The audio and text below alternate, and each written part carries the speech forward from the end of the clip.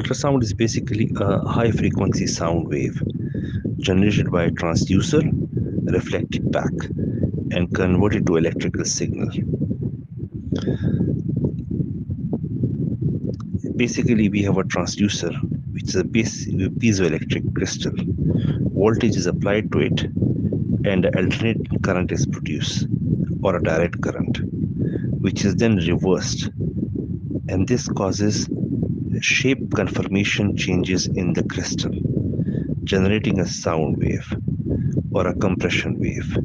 This passes out and is reflected back by the body tissue, causing distortion back in the transducer, generating an electrical signal which is reflected. More reflection, brighter the signal. Uses for mass, tendon tear, effusion.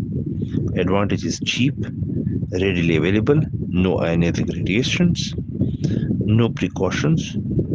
Disadvantages: operator dependent, difficult to interpret.